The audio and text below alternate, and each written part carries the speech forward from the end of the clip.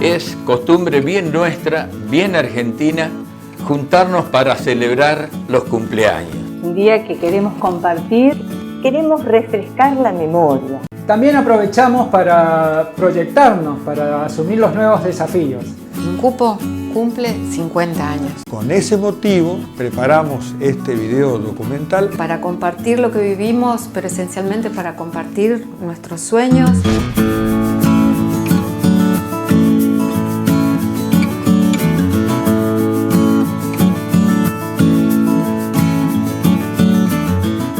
¿Qué es INCUPO?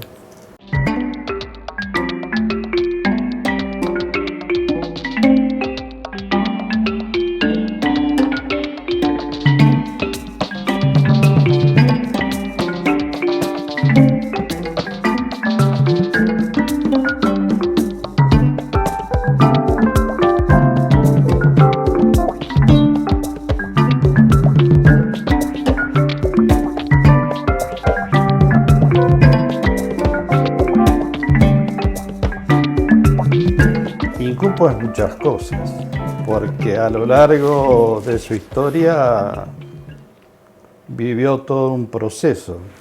Siempre mantuvo su originalidad de dedicarse a sectores pobres de las zonas rurales. El tema de la educación y la comunicación popular fueron dos herramientas que INCUPO trabajó durante los 50 años y creo que son las dos fortalezas que de algún modo le dan la esencia y el ADN a todo el trabajo que llevamos adelante como INCUPO. Comenzó haciendo alfabetización, utilizando los medios radiales. Esa alfabetización, si estaba bien hecha, llevaba a formar grupos comunitarios. Eso fue lo primero. Estábamos en un tiempo, principios de los 70, en donde había mucho analfabetismo de adultos especialmente, en los sectores rurales. Sectores rurales que era tanto el campo como los montes. Había todavía mucha selva chaqueña y en ese tiempo habían muchos hacheros y sus familiares que no tenían acceso a ningún tipo de formación de educación. Los obispos de la región NEA piden un diagnóstico de la región. Ahí se detectan muchos problemas. Uno de los problemas era la falta de educación. Creo que ese fue el motivo por el cual se hizo una opción por la educación. Hoy sabemos que la educación no es todo, pero en ese momento se consideraba la educación como clave, como llave para arrancar un desarrollo rural más humano. Yo era promotor de INCUPO y andaba en una camioneta que decía: la educación nos hace libre. Se decía también: el ignorante es un esclavo.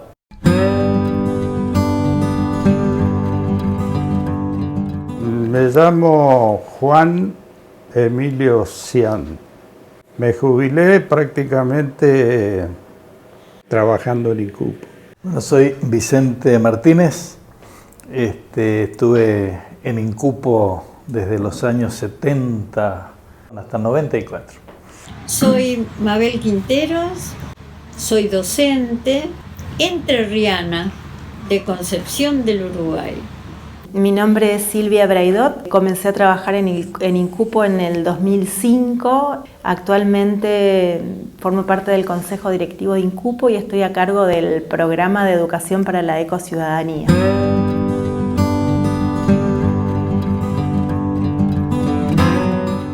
Se buscó experiencias de una alfabetización y ahí se conjugó un poco el trabajo de Pablo Freire, que se venía en los años 60 trabajando en Brasil, con una experiencia en Colombia de ACPO, Sutatensa.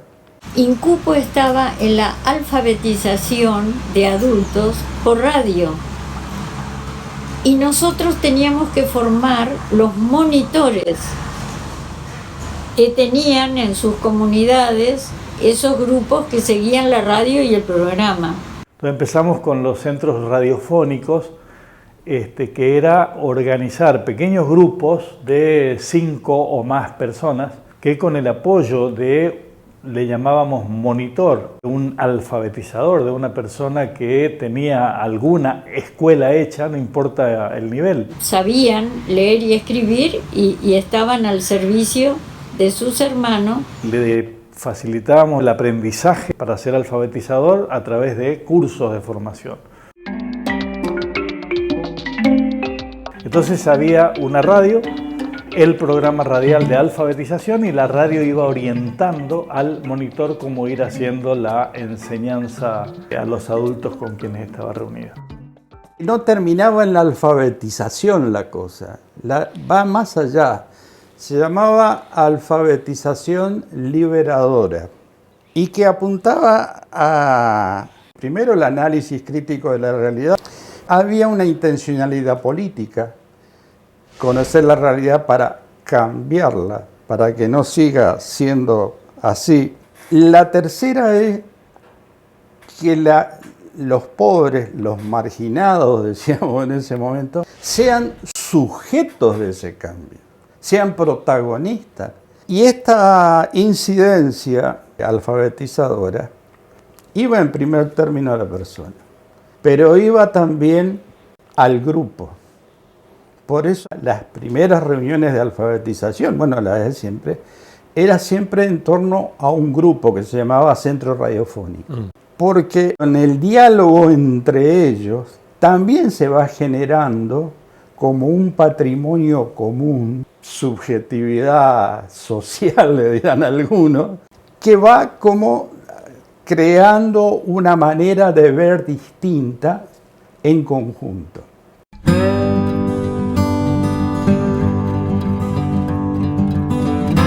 Tiene varios nombres, pero se la llamó como educación popular. Algunas le llaman no formal o educación liberadora. Otros le llaman educación fundamental integral. El grupo tuvo cursos EFI. Empezamos a hacer cursos de formación de 1 mes, de 2 meses de duración en La Lola. Un curso estaba destinado a gente del campo y el siguiente curso estaba destinado a gente de barrios. Llamábamos cursos EFI, era Educación Fundamental Integral, donde jóvenes, varones y mujeres, durante la mañana se hacía formación humana, el desarrollo de una formación integral para las personas, y por la tarde era la enseñanza, aprendizaje de un oficio, tractoristas, corte y confección, peluquería, albañilería, plomería, electricidad. Los jóvenes que participaban salían de ahí con un oficio mínimo, porque en 2 meses no es que se aprende demasiado, pero salían y podían trabajar en sus comunidades casi inmediatamente. Siempre en Incupo estuvo educación y comunicación, pero que en realidad formaban una sola cosa, porque es una educación dialógica, de diálogo. Recuperar la confianza en sí mismo es empezar a descubrir las cosas que yo sé y que a lo mejor vos no sabés, y al mismo tiempo captar las cosas que vos sabés y que yo no sé. Entonces por eso es una educación que se da en el diálogo, partir siempre de la realidad y el respeto por la integralidad de la persona humana. Y otro elemento es la realidad puesta en un contexto cultural. Por eso se llama Incupo el Instituto de Cultura Popular. La importancia de la cultura, porque no vivimos solos, convivimos con otros y en esa convivencia vamos creando saberes, sentires, criterios, pautas, que van conformando una manera de ver el mundo, una manera de responder y de actuar en el mundo.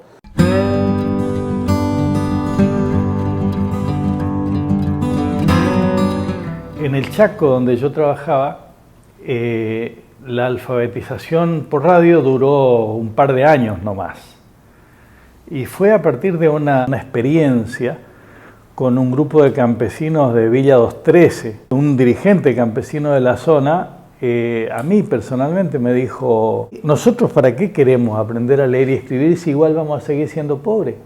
A mí me cuestionó profundamente. Yo hice el planteo en Incupo, discutimos el tema y de hecho levantamos la cuestión de la alfabetización en ciertas regiones de Chaco y empezamos una experiencia de poner en marcha cooperativas de trabajo. Entonces hubo que buscar toda una metodología, un proceso que fuera recuperando la capacidad en sí mismo para empezar a hacer algo.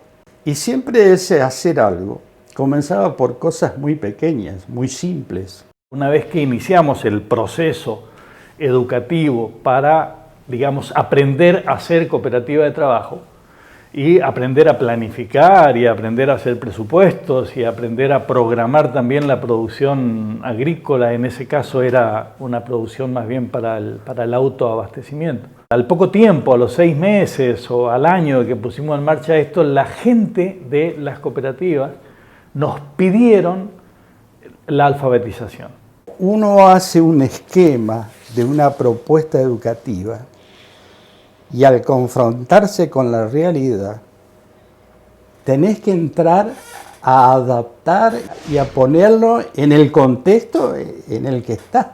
Nos reuníamos para analizar primero la situación en la que estaban viviendo, cómo era la realidad en la que ellos se encontraban. El análisis era formalmente hecho por la propia gente con toda la metodología de educación popular. Entonces estos grupos hacían su propio análisis de la realidad en la que se encontraban y analizaban también de esas cosas cuáles podían ellos mismos resolver por su cuenta. Por ejemplo, decían, bueno, nos falta, no tenemos camino acá, necesitamos una picada. Y entonces hacíamos un plan para hacer la picada y la picada se hacía. Volvíamos entonces a reunirnos ya para analizar de nuevo la nueva realidad y la nueva realidad ya era con picada.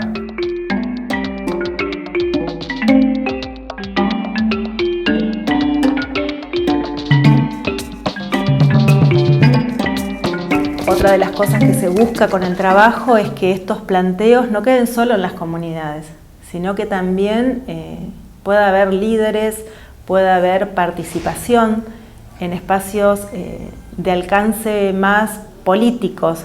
Muchas de estas personas jóvenes que participaron en esos procesos después tuvieron actuaciones de tipo política en sus comunidades, siendo dirigentes de mujeres, dirigentes de organizaciones populares de base de ellos, intendentes, concejales. Fue muy, muy interesante todo ese proceso.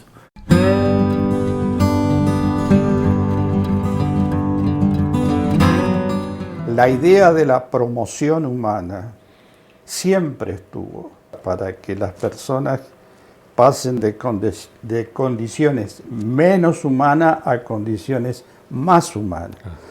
Incupo como una institución cristiana, católica, trabajó y trabaja por la formación de las personas y por la formación de la comunidad. En algún momento fue lo de alfabetización, lo de los cursos EFIS, lo de la formación para generar emprendimientos, la generación de organizaciones. La sociedad en general hizo aprendizajes desde los sectores populares, campesinos e indígenas fundamentalmente, y también personas de los barrios suburbanos. Hicieron sentir su presencia en la sociedad. Si uno mira la realidad, en ese sembrar cada día, en esa gota que cae, que perfora la piedra, creo que se avanzó mucho. Yo veo los pueblos aborígenes de no existir a tener presencia, a tener palabra, y lo mismo en el mundo campesino. Me parece que ha sido un compromiso creciente en la contribución de un país mejor, de una comunidad mejor organizada. Más allá del aprender a leer, a escribir, a hacer cosas, a producir, a organizarse, una actitud frente a la vida, el saber expresarse, el saber decirse, el saber mostrar lo que uno quiere, lo que uno desea, me parece que es un logro muy importante de INCUPO.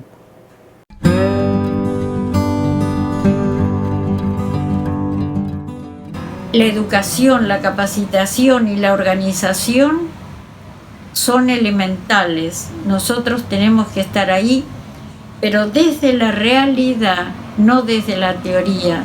La idea de que INCUPO y otras instituciones afines puedan hacer aportes a través de sus vinculaciones con universidades, con centros de formación, etcétera, es muy buena. Pero también las universidades, los institutos, los centros de formación en general tienen que tener presente que hay otra sabiduría que todavía no está del todo explorada y de donde se puede sacar mucho aprendizaje, sobre todo de valores, en estos tiempos en que estamos descubriendo que en realidad tenemos que vivir en armonía con la naturaleza, y de eso los indígenas saben desde siempre, los campesinos también, los pequeños campesinos. En la sociedad fueron sucediendo cosas con fuerte influencia mediática, cosas que hicieron perder valores, y hay que recuperar mucho de esos valores. Desde lo que todavía permanece y tiene fortaleza entre sectores campesinos, indígenas, entre los sectores más populares. Saben de sobra que se corta el árbol que se necesita, que se mata el animal que se necesita y que a los otros se los respeta. Me parece que está muy bien esta tendencia de que INCUPO pueda hacer aportes en los espacios de formación, de que las universidades abran sus aulas para poder escuchar estos aprendizajes de años, hace muchos años que se vienen haciendo estos aprendizajes. Creo que el futuro de INCUPO tiene que ver con dos ideas. Por un lado, el generar espacios y grupos, comunidades que se organicen y que hagan sus propios planteos. Otra de los planteos es el poder generar propuestas educativas sistemáticas que den respuestas a las necesidades que tienen los jóvenes y los adultos de las comunidades rurales. Es un desafío fundamental como INCUPO el poder generar distintas propuestas, como por ejemplo la agroecología, cómo planificar mi propia producción, elementos que tengan que ver con el derecho, y por otro lado poner en diálogo esto con las universidades, con la educación formal, con la educación secundaria, articularnos, porque creo que ambas se deben enriquecer, no es una o la otra, con distintas propuestas formativas que permitan mirar a la persona desde su integralidad y desde este ser sujeto capaz de proyectarse en su comunidad, desde su comunidad, como un sector que tiene un aporte importante para la sociedad. No es un sector de asistencia, es un sector productivo que vive de lo que produce y que permite la alimentación saludable de todos.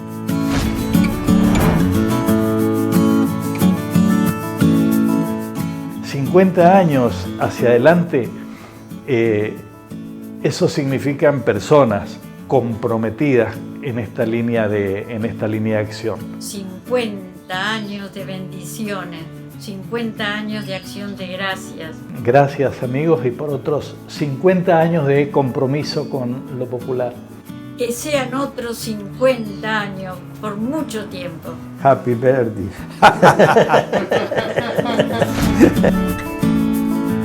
Producir alimentos aparecía como una alternativa no solamente para mejorar la economía en cuanto a autoconsumo, sino en cuanto a vender excedentes. Vimos la necesidad de comenzar a vender nuestro producto para así solventarnos económicamente. Tenemos familias que su principal ingreso es de la producción y la venta directa al público, que es la Feria Franca.